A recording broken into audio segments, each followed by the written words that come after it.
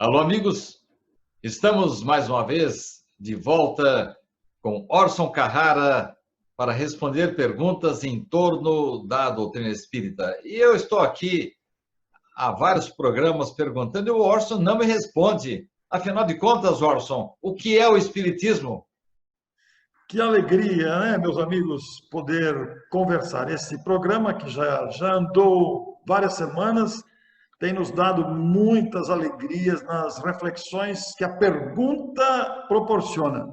O que é o Espiritismo? Vamos continuar, Cid. Vamos ver se a gente te convence. Orson, nós deixamos o rabinho meio solto do programa passado. Verdade. E, sem citar nomes, eu gostaria que você desse a sua opinião, fizesse o seu comentário doutrinário em torno de alguns médiums que não são necessariamente assim modelos de conduta e até ao contrário, até chegam a atentar contra a moral. E mais do que isso, além desse aspecto negativo, exigem ou esperam ou insinuam que os seus préstimos precisam ser remunerados.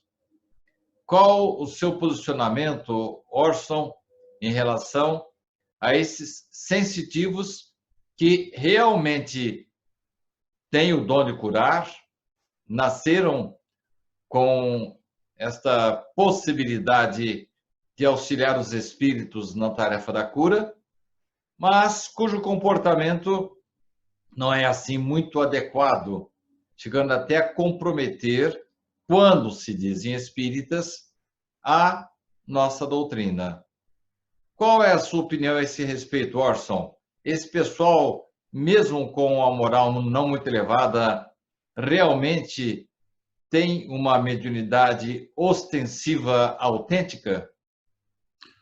A opinião, Sidney, não é minha, pessoal, mas é a opinião que eu compartilho, é a opinião que eu aceito e faço adesão plena. É a orientação que está na codificação espírita de Allan Kardec, que fala com muita clareza, tanto em O Evangelho segundo o Espiritismo, quanto em O Livro dos Médiuns, sobre a tarefa dos médiuns.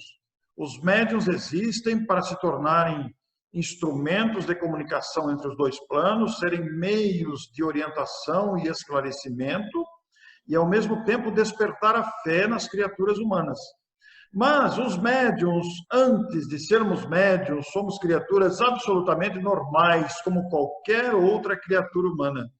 Portanto, trazemos no comportamento de vida as nossas mazelas e as nossas virtudes, as nossas conquistas, as nossas deficiências, aspirações, etc. Mas somos instrumentos dos espíritos. Os médiuns são instrumentos dos espíritos, que se valem das ferramentas disponíveis. Então, a prática mediúnica independe da moral do médium. É grande a influência moral do médium na produção do fenômeno. Por exemplo, pessoas desonestas, pessoas inescrupulosas, de índole desonesta ou de índole inescrupulosa, vão influir no fenômeno com desonestidade, com ausência de escrúpulos, muitas vezes fazendo-se instrumentos de exploração do próximo. Quanto aos espíritos que atuam sobre essa mediunidade, que independe da moral, ela é uma faculdade orgânica, o seu portador tem a faculdade. A sua moral é que vai influir no fenômeno. Quanto aos espíritos que provocam e se utilizam dessa mediunidade, eles usam as ferramentas que têm. Se eu tenho que consertar algo na minha casa, eu vou me valer das ferramentas que estão à minha disposição numa emergência, numa situação em que eu preciso de uma ferramenta. E os espíritos fazem o mesmo. Na falta de algo para atuar, eles vão usar o que eles têm. Agora, não é correto que se cobre pela mediunidade. A mediunidade é uma faculdade humana destinada a auxiliar as criaturas humanas. Fazer-se dela instrumento de exploração ou meio de vida está completamente incoerente, incompatível com a proposta do Espiritismo e com o próprio Evangelho de Jesus. Porque a mediunidade não é profissão, não é meio de vida, ela é um instrumento para auxiliar o próximo. O médium vai ter a sua profissão normal, como qualquer pessoa, vai ter o seu ganha-pão, como qualquer outra pessoa, mas na prática mediúnica deverá agir graciosamente, com o interesse de ajudar as criaturas, com o desprendimento dos caprichos pessoais, com a renúncia a qualquer tipo de ganho, de qualquer tipo de vantagem. Mas, muitas vezes, como você terminou a sua pergunta, o fenômeno existe, ele é real.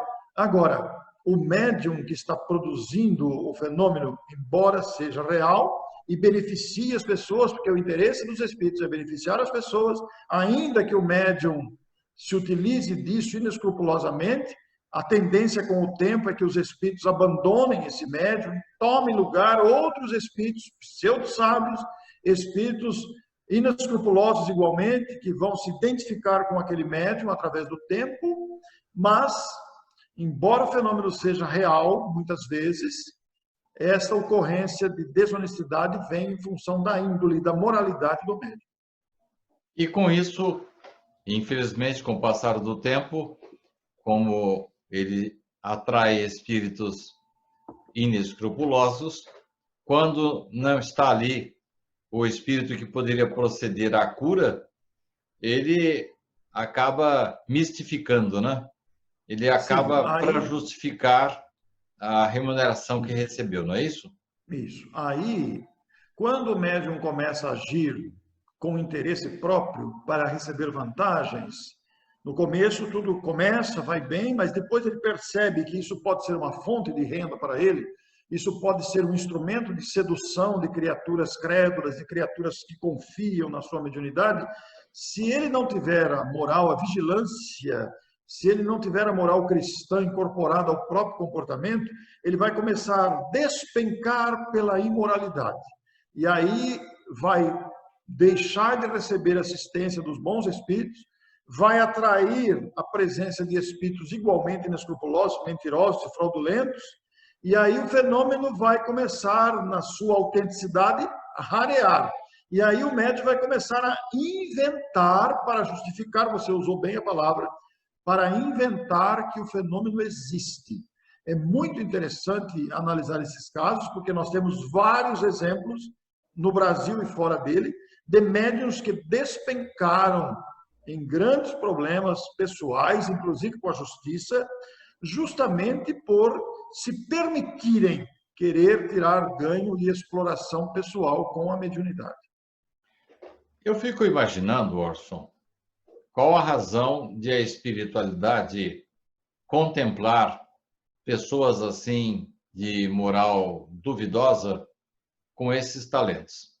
Eu respondo para mim mesmo, e quero saber a sua opinião, que a espiritualidade está investindo nesse indivíduo para que ele, tomando gosto pelo bem do próximo, utilizando-se desses dons inatos, preciosos que a espiritualidade o presenteou, com que a espiritualidade o presenteou, para que ele passe, a partir dali, criar condições, motivações para superar os seus erros, as suas mazelas interiores. Um exemplo clássico disso, não sob o aspecto moral, mas sob o aspecto intelectual, nós temos em Francisco Cândido Xavier, que no começo era um pobre regador de alhos, mas que, com o passar do tempo, com o contato com espíritos de grande sabedoria, teve nele despertados os conhecimentos que a bagagem intelectual que ele já trazia de vidas anteriores. Qual é a sua opinião a respeito? O seu raciocínio está absolutamente correto, Sidney. Porque quando a espiritualidade contempla com esses dons inatos em criaturas sem moral, ela está realmente investindo, porque no contato com as necessidades humanas, no contato com as misérias morais, no contato com o sofrimento de criaturas desprotegidas, de criaturas sem recursos, o médium pode ser sensibilizado para a importância da caridade e do amor ao próximo. Então, o seu raciocínio está absolutamente correto, é isso mesmo. Nós temos nessas ocorrências um investimento da espiritualidade para despertar a criatura para os serviços do bem. E quando nós vemos casos de médiuns inescrupulosos que abusam, etc. e tal, isso é um desserviço ao espiritismo. E as pessoas tendem a vincular mediunidade ao espiritismo. Mas mediunidade é uma coisa, espiritismo é outra. Porque a mediunidade não é privilégio do espiritismo, não é exclusividade do espiritismo, não é monopólio do espiritismo. A mediunidade é uma capacidade humana, portanto, presente em todas as criaturas, de todas as crenças, de todas as classes sociais, de todas as culturas. O que acontece com o espiritismo é que o espiritismo disciplina a mediunidade, orienta o seu uso. E você citando Francisco Cândido Xavier, ele era o que era, não é porque ele era médium. Ele trouxe consigo uma tarefa, um compromisso, mas o homem, Chico Xavier, tratava-se de um espírito altamente moralizado, que foi capaz de valorizar e respeitar o próprio dom e o serviço e o compromisso com que veio para o planeta para espalhar as sementes tão conhecidas de todos nós. E o conhecimento que ele tinha, né, Orson? Como espírito, né? Como espírito. E ele estudava também, né, Sidney? Ele não era um mero espectador do próprio fenômeno. Ele também estudava, meditava, refletia. E, aliás, você abre campo aqui para uma questão muito importante. Quando a gente fala em médium, a gente pensa apenas na pessoa que está aplicando passes. A gente pensa apenas na pessoa que está curando. Mas todos nós somos mais ou menos médiums. Nós que estamos fazendo esse programa aqui, nós que somos palestrantes, há muitos palestrantes capacitados, muito bons palestrantes por todo o país, mas o compromisso doutrinário da palavra falada também é uma espécie de mediunidade, ainda que intuitiva, inspirada, não importa. E o nosso compromisso como palestrantes também é muito grave, porque nós corremos o risco, como pessoas humanas comuns, de sermos seduzidos pela vaidade, pelo ego, pela superexcitação do ego, da autopromoção. E isso é um perigo danado. Nós temos que nos vacinar para não sermos seduzidos por essas ilusões de autopromoção, de aparecer, de vaidade. Não. O compromisso é com o Cristo. Não temos que nos autovalorizar. Nós somos aprendizes como qualquer outra pessoa. Eu costumo dizer, Sidney, que a única diferença entre o que fala, que faz palestra, que é o nosso caso, nós dois, e tantos outros, a única diferença daquele que fala e dos demais que ouvem é que nós perdemos a vergonha de falar em público, mais nada. Isso é interessante. Orson, eu brinco com um outro amigo como o nosso, que quando ele escreve é uma moleza, sabe? Porque ele é médium. Então, ele, enquanto está conversando comigo, a mão dele está escrevendo lá e não tem trabalho nenhum. Obviamente, é uma brincadeira. Sim. Enquanto o próprio Richard Simonetti admitia que, em alguns momentos, ele recebia inspirações da espiritualidade e atuaria nesse momento, estaria atuando nesse momento como autêntico médium, mas ele fazia um percentual assim, bem engraçado, viu? Dizendo que 5% era de inspiração e 95% de transpiração. Mais ou menos lembrando aí um inventor que fez essa comparação. Então, o próprio escritor e o médium, para exercer a sua tarefa, tem que estudar, tem que aprender, tem que refletir, para tornar-se um veículo limpo e adequado para a espiritualidade, você não acha? Perfeitamente. Eu e você, que somos palestrantes e que também somos autores de livros, escritores, você vive essa experiência e eu também. Quando a gente está falando, tudo que eu particularmente posso dizer de mim mesmo, eu sei tudo que eu estou falando, não estou exercendo psicofonia. E tudo que eu estou falando está dentro de mim, porque eu refleti, eu pesquisei, eu estudei. Mas existe, naturalmente, o auxílio dos espíritos. Para escrever, a situação é a mesma. Muitas vezes eu quero escrever algo e eu sento ali na frente do computador e não sai nada, Sidney. Eu desisto, até abandono. E outras vezes vem a intuição, vem a inspiração. Não é psicografia. Eu sei tudo que eu estou escrevendo. Sou eu mesmo que estou escrevendo. Mas existe a inspiração dos espíritos. Mas eu tenho que transpirar, como disse o Simonetti. Eu tenho que buscar, eu tenho que raciocinar, eu tenho que pensar em exemplos, em buscar conceitos, em pesquisar na codificação para trazer aquilo e mastigar para mim mesmo. E depois compartilho com os amigos que nos leem, né? É uma experiência muito interessante essa. Mas nas palestras eu percebo que de vez em quando baixa o santo em você também. Eu costumo dizer, Sidney, que eu sempre falo na palestra, brinco com o público, né? Eu sei tudo que estou falando, não se preocupe, não tem nenhum espírito aqui, é o Orson que está falando mesmo, mas a fluência não é minha. Isso é muito característico para mim. A fluência verbal não é minha, porque é uma delícia quando estou falando. Eu sei tudo que estou falando, está dentro de mim. Eu estudei, eu pesquisei. Mas quando estou falando, a sequência dos textos falados, a sequência das palavras, dos verbos, das expressões. Às vezes eu fico brigando comigo mesmo. Por que eu estou indo para esse lado? E às vezes eu dou uma parada, o que eu vou falar agora? E vem na boca. É uma delícia sentir isso. Não é Isso que eu ia falar. Volta e meia surge a ideia de contar uma história ou uma passagem que nem estava programada para aquele dia, né? É como se fosse cutucado nas pastinhas que já estão aqui, né? Orson, qual é o livro sagrado do Espiritismo? Livro sagrado. A expressão soa estranha, a palavra sagrado lembra alguma coisa que não pode ser tocado, não pode ser desrespeitado. Diríamos antes que o livro dos Espíritos não é um livro sagrado, mas é o livro básico, é o livro mãe, é o livro alicerce que deu origem às demais obras da codificação, na sequência da publicação de Kardec, e que deu origem ao Espiritismo. E é dele que se originam todas as reflexões que vão sendo feitas de autores encarnados e desencarnados, inspirados nesta obra fundamental. O maior tratado de filosofia já publicado pela humanidade.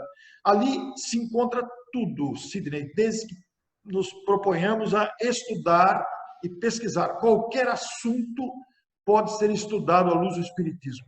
É o livro base, é o livro alicerce. Eu não usaria a expressão sagrada. A palavra sagrada me soa como alguma coisa que tem que ser cultuada, alguma coisa que tem que ser... Não, não é isso. Eu usaria antes a palavra, o livro básico, a obra referência. E eu penso que o livro referência do Espiritismo, o Livro dos Espíritos. Orson, qual é o maior mandamento espírita? O mandamento espírita está bem caracterizado. Jesus nos ensinou: amai-vos uns aos outros como eu vos amei. E Allan Kardec, o organizador da doutrina espírita, não é o fundador, não é o inventor, não é o criador, é o organizador, o codificador. Estabeleceu: espíritas, amai-vos, espíritas, instruí-vos, baseando-se numa frase oferecida por um dos espíritos responsáveis da codificação espírita. Inspirado não, utilizando-se da própria frase. Espíritas, amai-vos, instruí-vos. Esta é a referência básica para o mandamento a ser observado pelos espíritos. O amor e a instrução. Primeiro o amor, depois a instrução. São duas asas, Orson? São duas asas. Porque instruindo-nos, adquirimos condições de alçar os voos do conhecimento. Mas com uma asa só não adianta, porque só o conhecimento pode despertar a vaidade, pode despertar pretensões descabidas. É preciso que a outra asa desse voo de plenitude e de progresso seja a asa do amor, amar as criaturas, amar a vida, amar a si mesmo, amar a Deus. Olha quanta coisa contempla. Se as duas estiverem equilibradas, nós vamos bem. Mas se uma delas faltar, não vamos a lugar nenhum. Mas eu noto, Orson, pessoas muito simples que parecem já nascerem com a divina chama do amor do peito, pessoas assim de baixa instrução, mas de um imenso amor, de uma imensa compaixão, uma empatia extraordinária, e que, com o passar do tempo, depois elas se abeberam da doutrina espírita e, tanto quanto possível o seu intelecto permite, tomam conhecimento da doutrina espírita, ainda que não profundamente, mas o esqueleto, as partes básicas, como você mencionou, ela toma conhecimento. Mas você não acha, Orson, que a pessoa se torna autêntico espírita, primeiro pela sua curiosidade filosófica? Eu entendo que o aspecto filosófico aí da doutrina é extraordinário, porque atende-nos, assim, às dúvidas mais íntimas, perguntas que não são respondidas plenamente por irmãos de outras crenças. Mas a partir do momento que você conhece a doutrina, você desenvolve o aspecto, vamos dizer, intelectual, cultural, você não se sente, a partir daí, como que motivado, até que obrigado mesmo para fazer jus ao título de espírita, a passar a cuidar do seu aspecto moral, e partindo até do princípio de Kardec, né, de que reconhece o verdadeiro espírita pela sua transformação e pelo esforço para domar as suas más inclinações. Resumindo a pergunta, Orson, algumas pessoas já nascem boas, extraordinariamente maravilhosas, e, com o passar do tempo, se interessam pela teoria. Mas o bojo doutrinário da doutrina espírita não é, assim, um impulso maravilhoso para nos despertar para a ética, para a moral, para o desbravamento do nosso interior, Orson? Perfeitamente, perfeitamente. Todo o arcabouço doutrinário teórico do Espiritismo, ele constrói gigantescas torres de crescimento espiritual. Porque tomando contato com essas verdades transcendentais, nós somos motivados a melhorar. Mas há que considerar, você citou muito bem aí no começo da sua argumentação, há que considerar que há muitas criaturas que, inclusive, são analfabetas até hoje, e que carregam em si uma bondade espontânea, carregam sabedoria sem nunca terem lido nada, sem nunca terem contato intelectual com toda esta vertente de conhecimento à nossa disposição. Mas aí se aplica ao conhecimento adquirido anteriormente.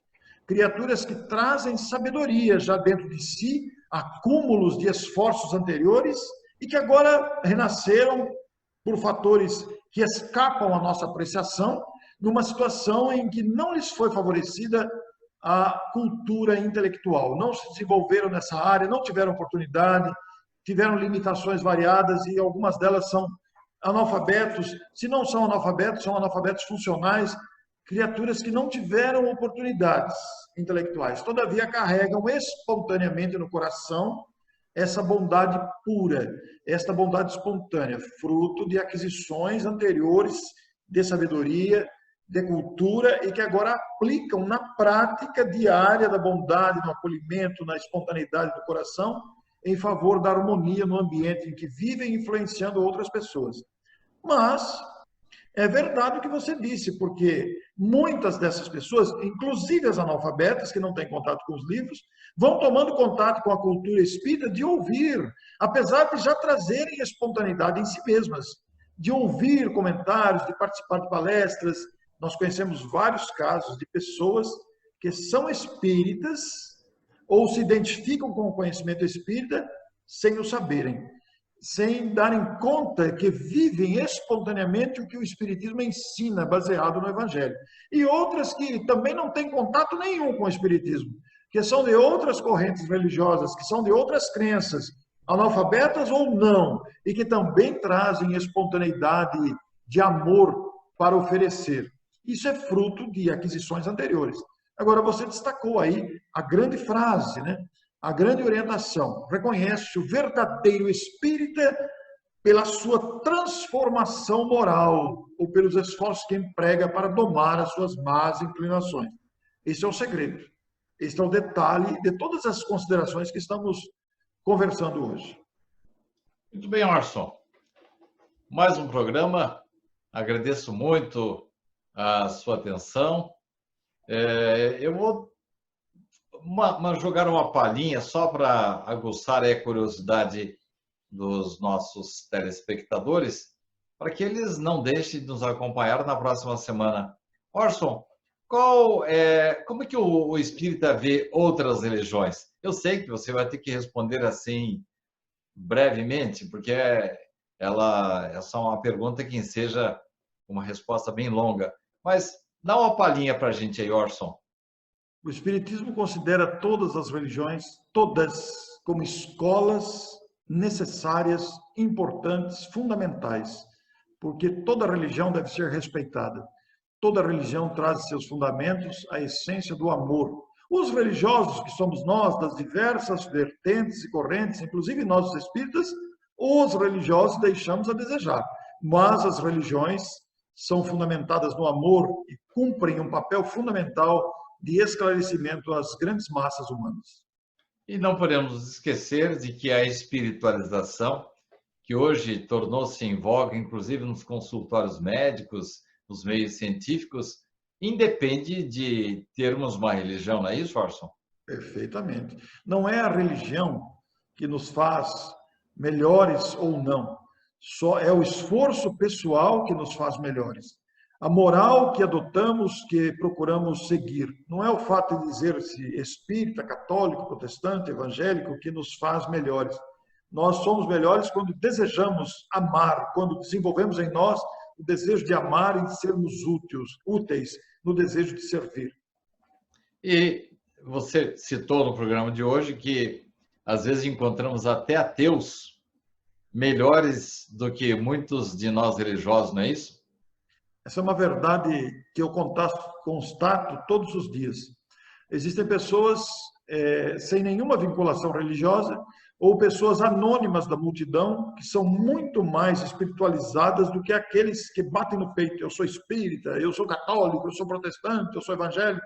Pessoas anônimas, pessoas do povo, sem nenhuma vinculação, sem nenhum destaque social, mas portadores de uma humildade autêntica, portadores de uma caridade espontânea no coração, na fala, no relacionamento, nos gestos, que são os verdadeiros discípulos de Jesus, aqueles que amam verdadeiramente. Muito obrigado, Orson. Uma honra. Que oportunidade maravilhosa estamos tendo. Eu que agradeço, Cid. E obrigado a você que nos acompanha até agora. Na próxima semana estaremos de volta. Até lá.